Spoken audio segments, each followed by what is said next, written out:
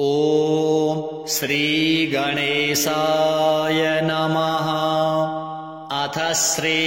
समस्त पापनाशन श्रीविष्णु स्तोत्र। पुष्कर उवाच परदार परद्रव्य जीवहिंसादिके यदा प्रवर्तते नृणां चित्तं प्रायश्चित्तं स्तुतिस्तदा विष्णवे विष्णवे नित्यं विष्णवे विष्णवे नमः। नमामि विष्णुं चित्तस्थं अहंकारगतिं हरिं चित्तस्थमीशमव्यक्तं अनन्तं अपराजितं विष्णुमीड्यमशेषेण अनादिनिधनं विभुं विष्णुश्चित्तगतो यन्मे विष्णुर्बुद्धिगतश्च यच्चाहंकारगो विष्णुर्यद्विष्णुर्मयि संस्थितः करोति कर्म भूतोऽसौ स्थावरस्य चरस्य च तत्पापान्नाशमायातु तस्मिन्नेव हि चिन्तिते ध्यातो हरति यत्पापं स्वप्ने दृष्टस्तु भावनात् तमुपेन्द्रमहं विष्णुं प्रणतार्तिहरं हरिं जगत्यस्मिन्निराधारे मज्जमाने तमस्यधः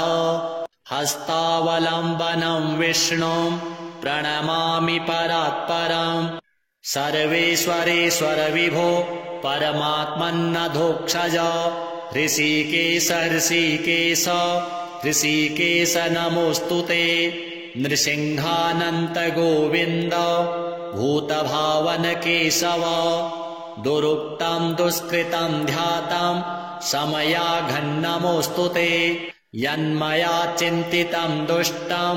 स्वचित्तवशवर्तिना अकार्यमहदत्युग्रं तच्छमन्नय केशव ब्रह्मण्यदेव गोविन्द परमार्थपरायण जगन्नाथ जगद्ध्यातः पापं प्रशमयाच्युत यथापराह्ने सायाह्ने मध्याह्ने च तथा निशि कायेन मनसा वाचा कृतं पापमजानता जानता च ऋषिकेश पुण्डरीकाक्ष माधव नामत्रयोच्चारणतः स्वप्ने यातु मम क्षयं शरीरं मे ऋषिकेश पुण्डरीकाक्ष माधव पापं प्रशमयाद्यत्वं वाकृतं मम माधव यद्भुञ्जन् यत्स्वपस्तिष्ठन् गच्छन् जाग्रद् यदा स्थितः कृतवान् पापमद्याहं कायेन मनसा गिरा यत्स्वल्पमपि यत्स्थूलं कुयोनिर्कावहं तद्यातु प्रशमं सर्वं वासुदेवानुकीर्तनात् परं ब्रह्म परं धाम पवित्रं परमं च यत् तस्मिन् प्रकीर्तिते विष्णो यत्पापं तत्प्रणश्यतु यत्प्राप्य न निवर्तन्ते गन्धस्पर्शादिवर्जितं सूरयस्तत्पदं विष्णोस्तत्सर्वं शमयत्वधं पापप्रणाशनं स्तोत्रं यः पठेत् शृणुयादपि शारीरैर्मानसैर्वाग्जैः कृतैः पापैः प्रमुच्यते सर्वपापग्रहादिभ्यो याति विष्णोः परं पदम् तस्मात् पापे कृते जप्यं स्तोत्रं सर्वाघमर्दनं प्रायश्चित्तमघौघानां स्तोत्रं व्रतकृते वरं प्रायश्चित्तैः स्तोत्रजपैर्व्रतैर्नश्यति पातकं ततः कार्याणि संसिद्ध्यै तानि वै भुक्तिमुक्तये श्रीविष्णुदेवार्पणमस्तु। पुष्कर उवाच परदार परद्रव्य जीवहिंसादिके यदा प्रवर्तते नृणां चित्तं प्रायश्चित्तं स्तुतिस्तदा विष्णवे विष्णवे नित्यं विष्णवे विष्णवे नमः नमामि विष्णुं चित्तस्थम् अहङ्कारगतिं हरिं चित्तस्थमीशमव्यक्तम् अनन्तम् अपराजितम् विष्णुमीड्यमशेषेण अनादिनिधनं विभुं विष्णुश्चित्तगतो यन्मे विष्णुर्बुद्धिगतश्च यच्चाहङ्कारगो विष्णुर्यद्विष्णुर्मयि संस्थितः करोति कर्म भूतोऽसौ स्थावरस्य चरस्य च तत्पापान्नाशमायातु तस्मिन्नेव हि चिन्तिते ध्यातो हरति यत्पापं स्वप्ने दृष्टस्तु भावनात् तमुपेन्द्रमहं विष्णुं प्रणतार्तिहरं हरिं जगत्यस्मिन्निराधारे मज्जमाने तमस्यधः हस्तावलम्बनं विष्णुं प्रणमामि परात्परम् सर्वेश्वरेश्वर विभो परमात्मन्नधोक्षज ऋषिकेश ऋषिकेश ऋषिकेश नमोऽस्तुते नृसिंहानन्त गोविन्द भूतभावन केशव दुरुक्तं दुष्कृतं ध्यातं समयाघन्नमोऽस्तुते यन्मया चिन्तितं दुष्टं स्वचित्तवशवर्तिना अकार्यमहदत्युग्रं तच्छमन्नय केशव ब्रह्मण्यदेव गोविन्द परमार्थपरायण जगन्नाथ जगद्ध्यातः पापं प्रशमयाच्युत यथापराह्ने सायाह्ने मध्याह्ने च तथा निशि कायेन मनसा वाचा कृतं पापमजानता जानता च ऋषिकेश पुण्डरीकाक्ष माधव नामत्रयोच्चारणतः स्वप्ने यातु मम क्षयम् शरीरं मे ऋषिकेश पुण्डरीकाक्ष माधव पापं प्रशमयाद्यत्वं वाकृतं मम माधव यद्भुञ्जन् यत्स्वपस्तिष्ठन् गच्छन् जाग्रद्यदा स्थितः कृतवान् पापमद्याहं कायेन मनसा गिरा यत्स्वल्पमपि यत्स्थूलं कुयोनिर्गावहं तद्यातु प्रशमं सर्वं वासुदेवानुकीर्तनात् परं ब्रह्म परं धाम पवित्रं परमं च यत् तस्मिन् प्रकीर्तिते विष्णो यत्पापं तत्प्रणश्यतु यत्प्राप्य न निवर्तन्ते गन्धस्पर्शादिवर्जितं सूरयस्तत्पदं विष्णोस्तत्सर्वं शमयत्वधं पापप्रणाशनं स्तोत्रं यः पठेत् शृणुयादपि शारीरैर्मानसैर्वाग्जैः कृतैः पापैः प्रमुच्यते सर्वपापग्रहादिभ्यो याति विष्णोः परं पदम् तस्मात् पापे कृते जप्यं स्तोत्रं सर्वाघमर्दनं प्रायश्चित्तमघौघानां स्तोत्रं व्रतकृते वरं प्रायश्चित्तैः स्तोत्रजपैर्व्रतैर्नश्यति पातकम् ततः कार्याणि संसिद्ध्यै तानि वै भुक्तिमुक्तये श्रीविष्णुदेवार्पणमस्तु। पुष्कर उवाच परदारपरद्रव्य जीवहिंसादिके यदा प्रवर्तते नृणां चित्तं प्रायश्चित्तं स्तुतिस्तदा विष्णवे विष्णवे नित्यं विष्णवे विष्णवे नमः नमामि विष्णुं चित्तस्थम् अहङ्कारगतिं हरिं चित्तस्थमीशमव्यक्तम् अनन्तम् अपराजितम् विष्णुमीड्यमशेषेण अनादिनिधनं विभुं विष्णुश्चित्तगतो यन्मे विष्णुर्बुद्धिगतश्च यच्चाहङ्कारगो विष्णुर्यद्विष्णुर्मयि संस्थितः करोति कर्म भूतोऽसौ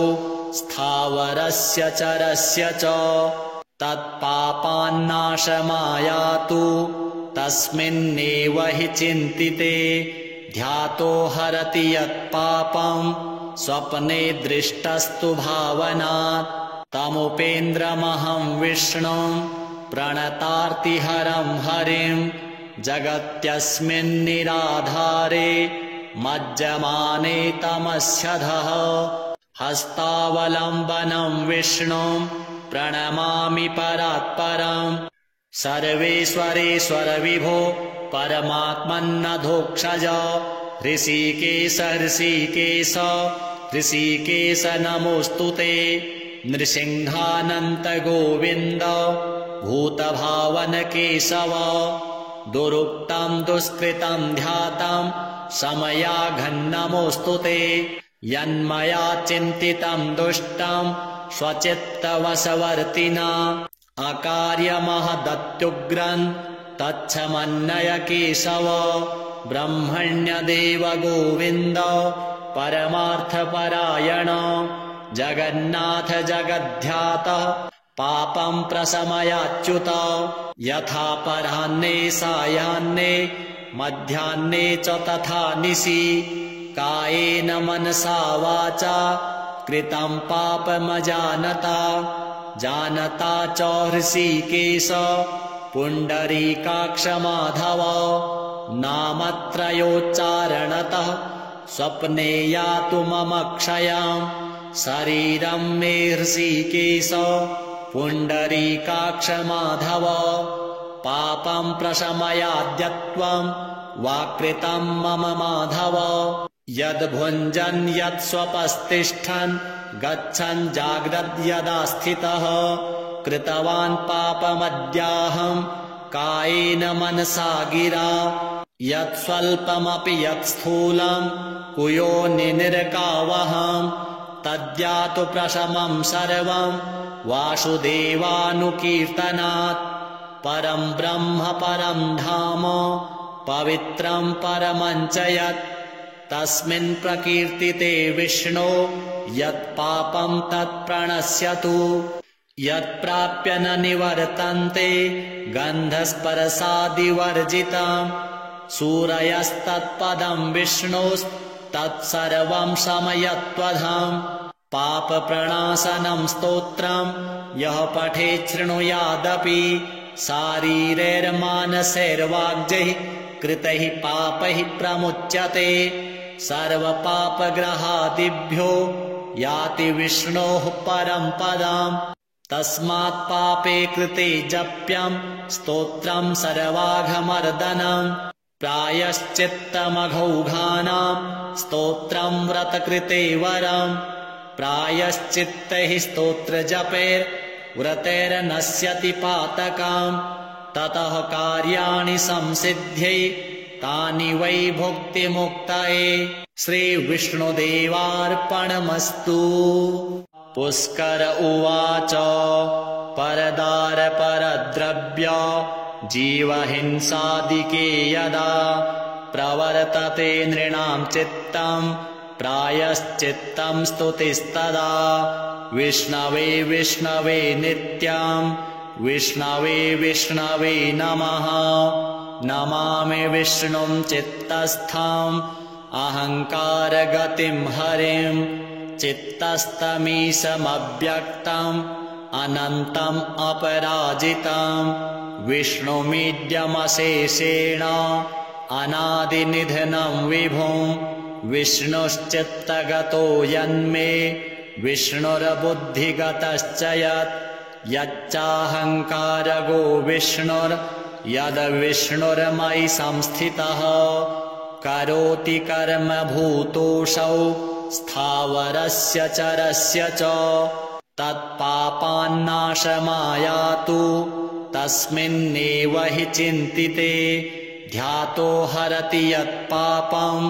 स्वप्ने दृष्टस्तु भावनात् तमुपेन्द्रमहं विष्णुं प्रणतार्तिहरं हरिं जगत्यस्मिन्निराधारे मज्जमाने तमस्यधः हस्तावलम्बनं विष्णुं प्रणमामि परात्परम् सर्वेश्वरेश्वर विभो परमात्मन्नधोक्षज ऋषिकेश ऋषिकेश ऋषिकेश नमोऽस्तुते नृसिंहानन्त गोविन्द भूतभावन केशव दुरुक्तं दुष्कृतं ध्यातं समयाघन्नमोऽस्तुते यन्मया चिन्तितं दुष्टं स्वचित्तवशवर्तिना अकार्यमहदत्युग्रं तच्छमन्नय केशव ब्रह्मण्यदेव गोविन्द परमार्थपरायण जगन्नाथ जगद्ध्यातः पापं प्रशमयाच्युत यथा पराह्ने सायाह्ने मध्याह्ने च तथा निशि कायेन मनसा वाचा कृतं पापमजानता जानता च ऋषिकेश पुण्डरीकाक्ष माधव नामत्रयोच्चारणतः स्वप्ने यातु मम क्षयं शरीरं मे ऋषिकेश पुण्डरीकाक्ष माधव पापं प्रशमयाद्यत्वं वाकृतं मम माधव यद्भुञ्जन् यत्स्वपस्तिष्ठन् गच्छन् जाग्रद्यदा स्थितः कृतवान् पापमद्याहं कायेन मनसा गिरा यत्स्वल्पमपि यत्स्थूलं कुयोनिर्कावहं तद्यातु प्रशमं सर्वं वासुदेवानुकीर्तनात् परं ब्रह्म परं धाम पवित्रं परमं च यत् तस्मिन् प्रकीर्तिते विष्णो यत्पापं तत्प्रणश्यतु यत्प्राप्य न निवर्तन्ते गन्धस्पर्शादिवर्जितं सूरयस्तत्पदं विष्णोस्तत्सर्वं शमयत्वधं पापप्रणाशनं स्तोत्रं यः पठेत् शृणुयादपि शारीरैर्मानसैर्वाग्जैः कृतैः पापैः प्रमुच्यते सर्वपापग्रहादिभ्यो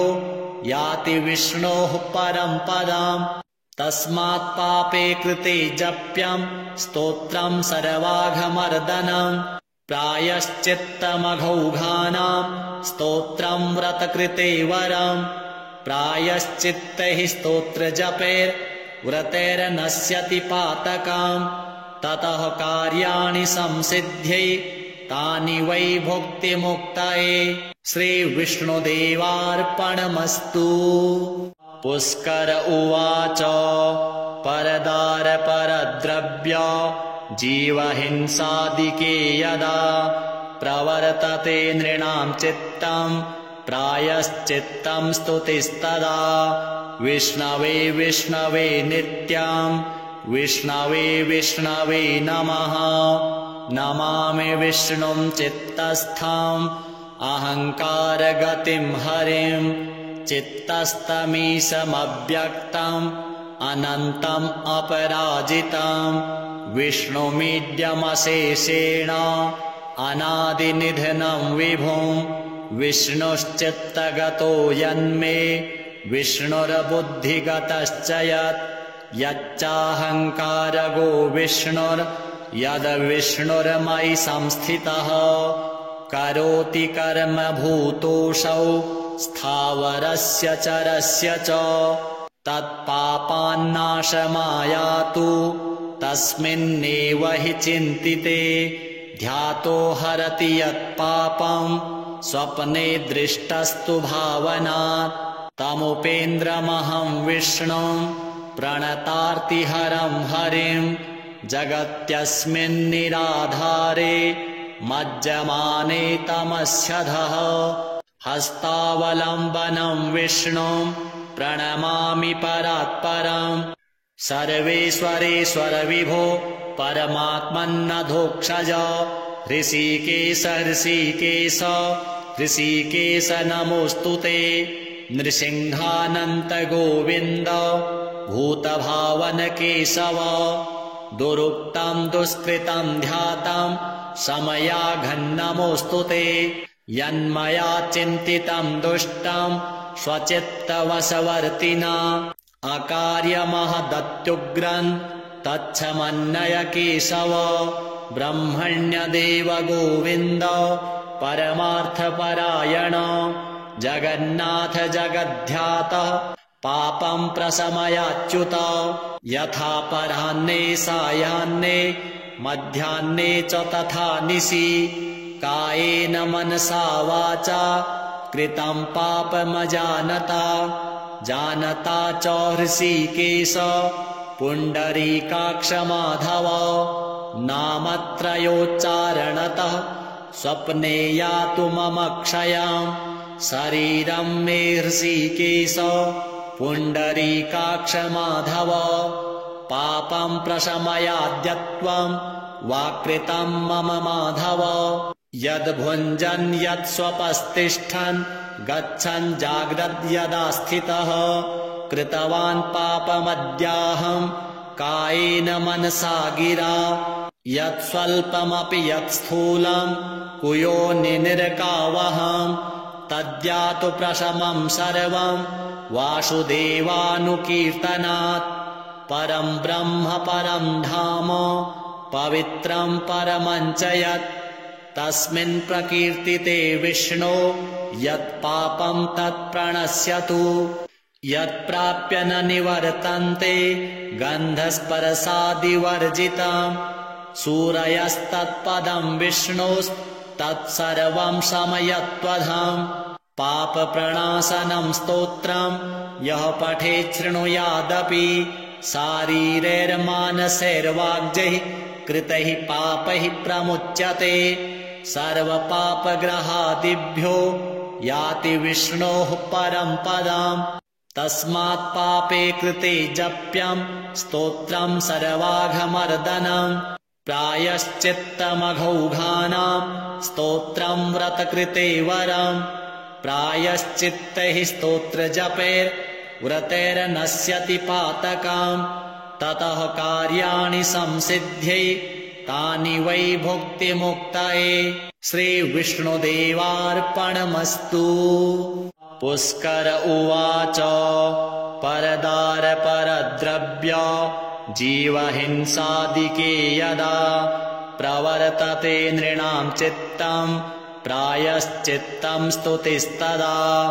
विष्णवे विष्णवे नित्यम् विष्णवे विष्णवे नमः नमामि विष्णुम् चित्तस्थम् अहङ्कारगतिम् हरिम् चित्तस्तमीशमव्यक्तम्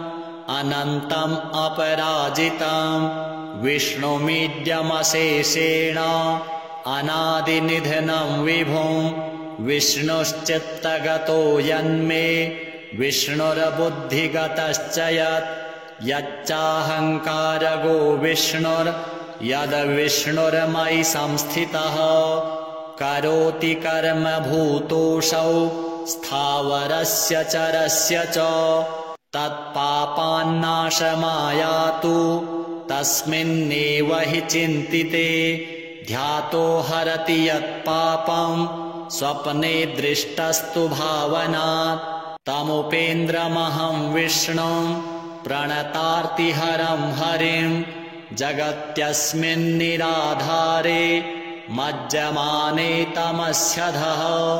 हस्तावलम्बनम् विष्णुम् प्रणमामि परात्परम् सर्वेश्वरेश्वर विभो परमात्मन्नधोक्षज ऋषिकेश ऋषिकेश ऋषिकेश नमोऽस्तु ते नृसिंहानन्त गोविन्द भूतभावन केशव दुरुक्तम् दुष्कृतम् ध्यातम् समयाघन्नमोऽस्तु ते यन्मया चिन्तितम् दुष्टम् स्वचित्तवशवर्तिना अकार्यमहदत्युग्रम् तच्छमन्नय केशव ब्रह्मण्यदेव गोविन्द परमार्थपरायण जगन्नाथ जगद्ध्यातः पापम् प्रशमयाच्युत यथापराह्ने सायाह्ने मध्याह्ने च तथा निशि कायेन मनसा वाचा कृतं पापमजानता जानता च हृषीकेश पुण्डरीकाक्ष माधव नामत्रयोच्चारणतः स्वप्ने यातु मम क्षयाम् शरीरं मे हृषीकेश पुण्डरीकाक्ष माधव पापं प्रशमयाद्यत्वं वाकृतं मम माधव यद्भुञ्जन् यत्स्वपस्तिष्ठन् गच्छन् जाग्रद्यदा स्थितः कृतवान् पापमद्याहं कायेन मनसा गिरा यत्स्वल्पमपि यत्स्थूलं कुयोनिर्गावहं तद्यातु प्रशमं सर्वं वासुदेवानुकीर्तनात् परं ब्रह्म परं धाम पवित्रं परमं च यत् तस्मिन् प्रकीर्तिते विष्णो यत्पापं तत्प्रणश्यतु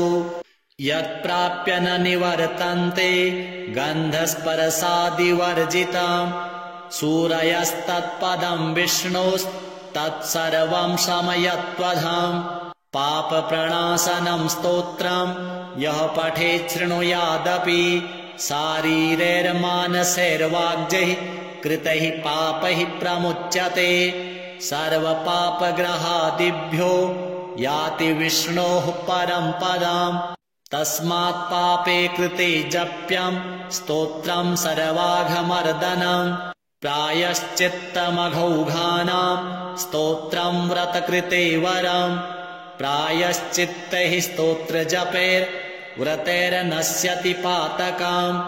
ततः कार्याणि संसिद्ध्यै तानि वै भुक्तिमुक्तये श्रीविष्णुदेवार्पणमस्तु। पुष्कर उवाच परदारपरद्रव्य जीवहिंसादिके यदा प्रवर्तते नृणां चित्तं प्रायश्चित्तं स्तुतिस्तदा विष्णवे विष्णवे नित्यं विष्णवे विष्णवे नमः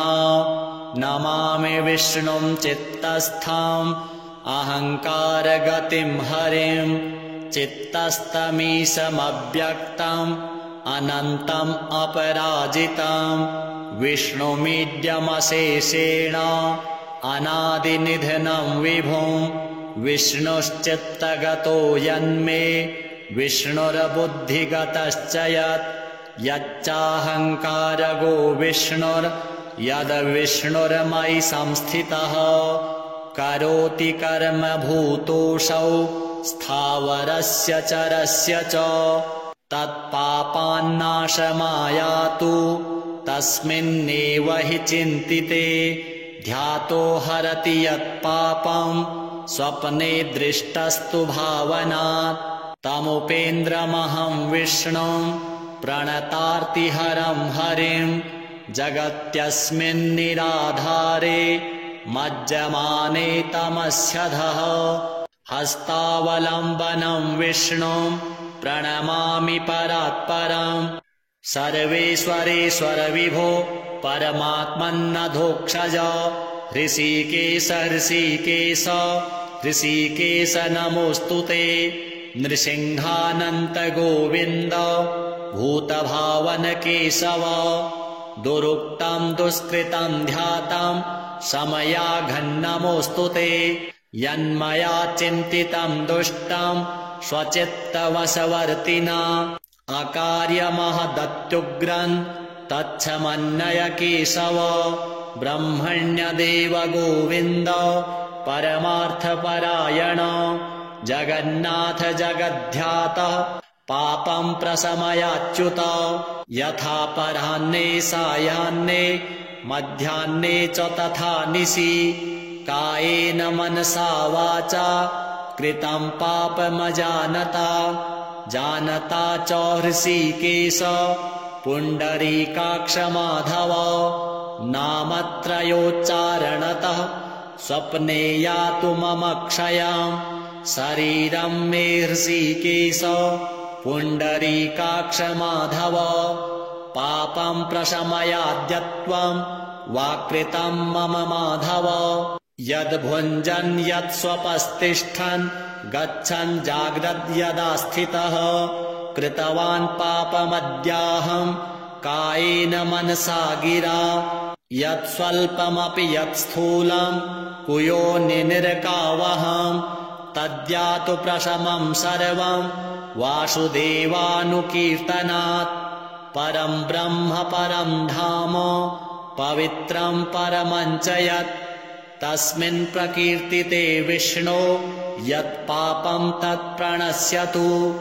यत्प्राप्य न निवर्तन्ते गन्धस्पर्शादिवर्जितम् सूरयस्तत्पदं विष्णोस्तत्सर्वं शमयत्वधम् पापप्रणाशनं स्तोत्रं यः पठेत् शृणुयादपि शारीरैर्मानसैर्वाग्जैः कृतैः पापैः प्रमुच्यते सर्वपापग्रहादिभ्यो याति विष्णोः परं पदम् तस्मात् पापे कृते जप्यं स्तोत्रं सर्वाघमर्दनं प्रायश्चित्तमघौघानां स्तोत्रं व्रतकृते वरम् प्रायश्चित्तैः स्तोत्रजपैर्व्रतैर्नश्यति पातकाम् ततः कार्याणि संसिद्ध्यै तानि वै भुक्तिमुक्तये श्रीविष्णुदेवार्पणमस्तु। पुष्कर उवाच परदारपरद्रव्य जीवहिंसादिके यदा प्रवर्तते नृणां चित्तं प्रायश्चित्तं स्तुतिस्तदा विष्णवे विष्णवे नित्यं विष्णवे विष्णवे नमः नमामि विष्णुं चित्तस्थम् अहङ्कारगतिं हरिं चित्तस्तमीशमव्यक्तम् अनन्तम् अपराजितम् विष्णुमीड्यमशेषेण अनादिनिधनं विभुं विष्णुश्चित्तगतो यन्मे विष्णुर्बुद्धिगतश्च यच्चाहङ्कारगो विष्णुर्यद्विष्णुर्मयि संस्थितः करोति कर्म भूतोऽसौ स्थावरस्य चरस्य च तत्पापान्नाशमायातु तस्मिन्नेव हि चिन्तिते ध्यातो हरति यत्पापं स्वप्ने दृष्टस्तु भावनात् तमुपेन्द्रमहं विष्णुं प्रणतार्तिहरं हरिं जगत्यस्मिन्निराधारे मज्जमाने तमस्यधः हस्तावलम्बनं विष्णुं प्रणमामि परात्परम् सर्वेश्वरेश्वर विभो परमात्मन्नधोक्षज ऋषिकेश ऋषिकेश ऋषिकेश नमोऽस्तु ते नृसिंहानन्त गोविन्द भूतभावन केशव दुरुक्तं दुष्कृतं ध्यातं समयाघन्नमोऽस्तु ते यन्मया चिन्तितं दुष्टं स्वचित्तवशवर्तिना अकार्यमहदत्युग्रं तच्छमन्नय केशव ब्रह्मण्यदेव गोविन्द परमार्थपरायण जगन्नाथ जगद्ध्यातः पापं प्रशमयाच्युत यथापराह्ने सायाह्ने मध्याह्ने च तथा निशि कायेन मनसा वाचा कृतं पापमजानता जानता च ऋषिकेश पुण्डरीकाक्ष माधव नामत्रयोच्चारणतः स्वप्ने यातु मम क्षयं शरीरं मे ऋषिकेश पुण्डरीकाक्ष माधव पापं प्रशमयाद्यत्वं वाकृतं मम माधव यद्भुञ्जन् यत्स्वपस्तिष्ठन् गच्छन् जाग्रद्यदा स्थितः कृतवान् पापमद्याहं कायेन मनसा गिरा यत्स्वल्पमपि यत्स्थूलं कुयोनिर्कावहं तद्यातु प्रशमं सर्वं वासुदेवानुकीर्तनात् परं ब्रह्म परं धाम पवित्रं परमं च यत् तस्मिन् प्रकीर्तिते विष्णो यत्पापं तत्प्रणश्यतु यत्प्राप्य न निवर्तन्ते गन्धस्पर्शादिवर्जितम् सूरयस्तत्पदं विष्णोस्तत्सर्वं शमयत्वधाम् पापप्रणाशनं स्तोत्रं यः पठेत् शृणुयादपि शारीरैर्मानसैर्वाग्जैः कृतैः पापैः प्रमुच्यते सर्वपापग्रहादिभ्यो याति विष्णोः परं पदम् तस्मात् पापे कृते जप्यं स्तोत्रं सर्वाघमर्दनम् प्रायश्चित्तमघौघानां स्तोत्रं व्रतकृते वरम् प्रायश्चित्तैः स्तोत्रजपैर्व्रतैर्नश्यति पातकाम् ततः कार्याणि संसिद्ध्यै तानि वै भुक्तिमुक्तये श्रीविष्णुदेवार्पणमस्तु। पुष्कर उवाच परदारपरद्रव्य जीवहिंसादिके यदा प्रवर्तते नृणां चित्तम् प्रायश्चित्तं स्तुतिस्तदा विष्णवे विष्णवे नित्यम् विष्णवे विष्णवे नमः नमामि विष्णुं चित्तस्थम् अहङ्कारगतिं हरिं चित्तस्थमीशमव्यक्तम् अनन्तम् अपराजितम् विष्णुमीड्यमशेषेण अनादिनिधनं विभुम् विष्णुश्चित्तगतो यन्मे विष्णुर्बुद्धिगतश्च यच्चाहङ्कारगो विष्णुर्यद्विष्णुर्मयि संस्थितः करोति कर्म भूतोऽसौ स्थावरस्य चरस्य च तत्पापान्नाशमायातु तस्मिन्नेव हि चिन्तिते ध्यातो हरति यत्पापम् स्वप्ने दृष्टस्तु भावनात् तमुपेन्द्रमहं विष्णुं प्रणतार्तिहरं हरिं जगत्यस्मिन्निराधारे मज्जमाने तमस्यधः हस्तावलम्बनं विष्णुं प्रणमामि परात्परम् सर्वेश्वरेश्वर विभो परमात्मन्नधोक्षज ऋषिकेश ऋषिकेश ऋषिकेश नमोऽस्तुते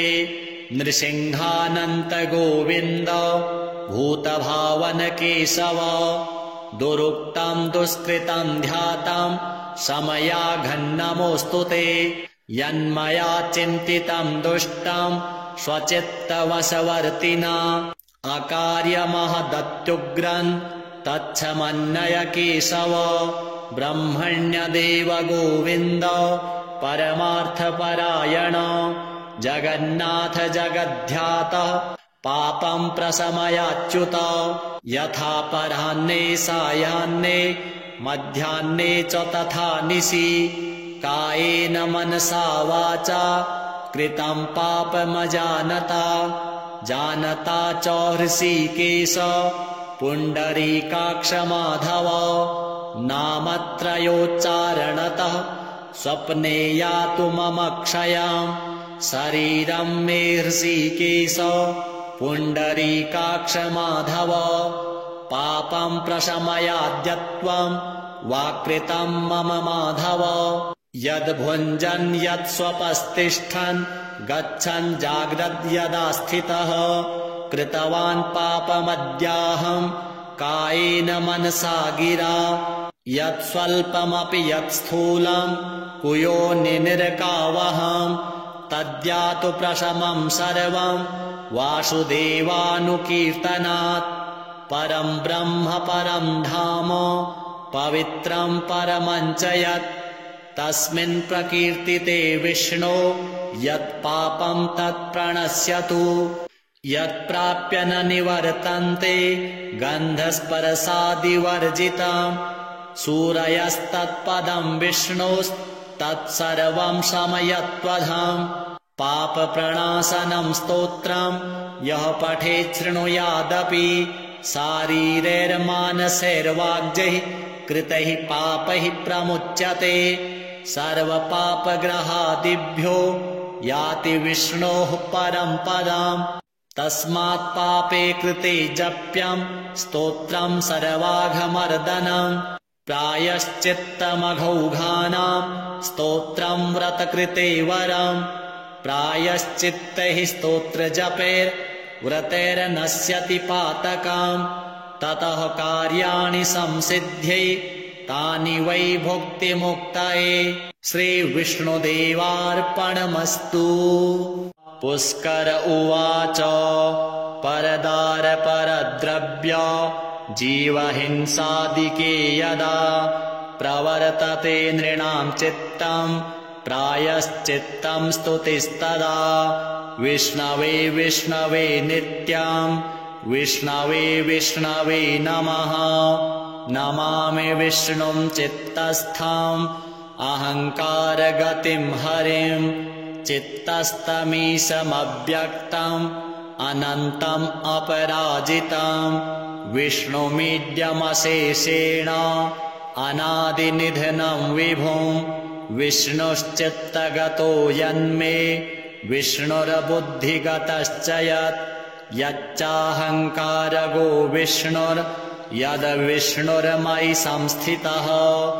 करोति कर्म भूतोऽसौ स्थावरस्य चरस्य च तत्पापान्नाशमायातु तस्मिन्नेव हि चिन्तिते ध्यातो हरति यत्पापं स्वप्ने दृष्टस्तु भावनात् तमुपेन्द्रमहं विष्णुं प्रणतार्तिहरं हरिं जगत्यस्मिन्निराधारे मज्जमाने तमस्यधः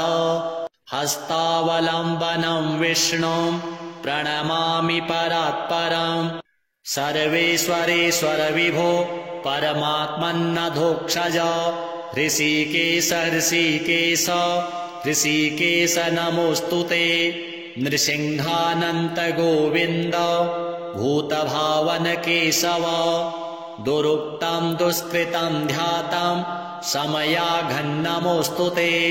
यन्मया चिन्तितं दुष्टं स्वचित्तवशवर्तिना अकार्यमहदत्युग्रं तच्छमन्नय केशव ब्रह्मण्यदेव गोविन्द परमार्थपरायण जगन्नाथ जगद्ध्यातः पापं प्रशमयाच्युत यथा पराह्ने सायाह्ने मध्याह्ने च तथा निशि कायेन मनसा वाचा कृतं पापमजानता जानता च ऋषिकेश पुण्डरीकाक्ष माधव नामत्रयोच्चारणतः स्वप्ने यातु मम क्षयम् शरीरं मे ऋषिकेश पुण्डरीकाक्ष माधव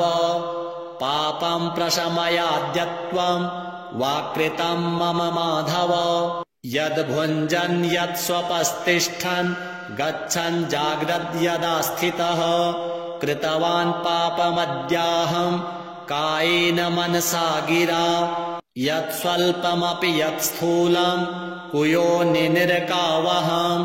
तद्यातु प्रशमं सर्वं वासुदेवानुकीर्तनात् परं ब्रह्म परं धाम पवित्रं परमं च यत् तस्मिन् प्रकीर्तिते विष्णो यत्पापं तत्प्रणश्यतु यत्प्राप्य न निवर्तन्ते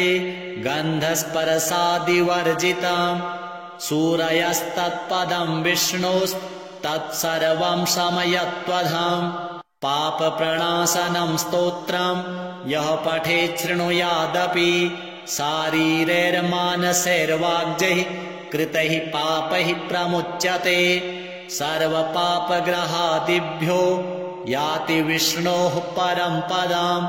तस्मात् पापे कृते जप्यं स्तोत्रं सर्वाघमर्दनम् प्रायश्चित्तमघौघानां स्तोत्रं व्रतकृते वरम् प्रायश्चित्तैः स्तोत्रजपैर्व्रतैर्नश्यति पातकाम् ततः कार्याणि संसिद्ध्यै तानि वै भुक्तिमुक्तये श्रीविष्णुदेवार्पणमस्तु। पुष्कर उवाच परदारपरद्रव्य जीवहिंसादिके यदा प्रवर्तते नृणां चित्तं प्रायश्चित्तं स्तुतिस्तदा विष्णवे विष्णवे नित्यं विष्णवे विष्णवे नमः। नमामि विष्णुं चित्तस्थं अहङ्कारगतिं हरिं चित्तस्थमीशमव्यक्तम् अनन्तम् अपराजितं विष्णुमीड्यमशेषेण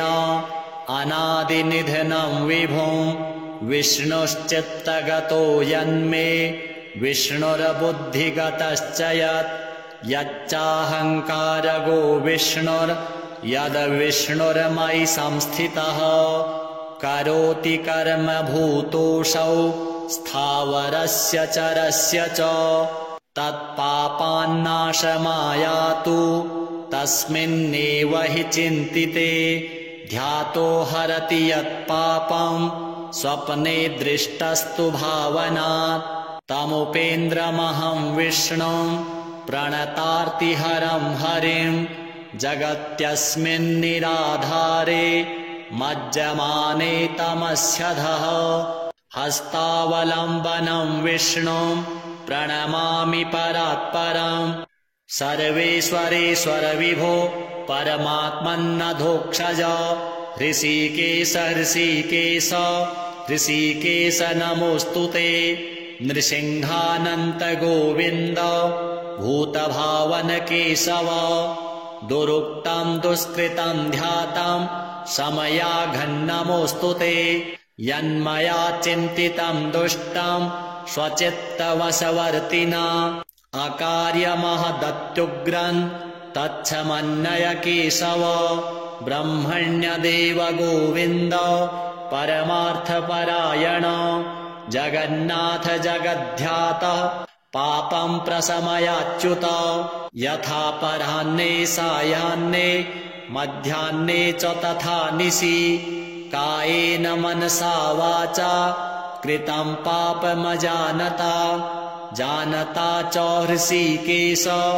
पुण्डरीकाक्ष माधव नामत्रयोच्चारणतः स्वप्ने यातु मम क्षयं शरीरं मे ऋषिकेश पुण्डरीकाक्ष माधव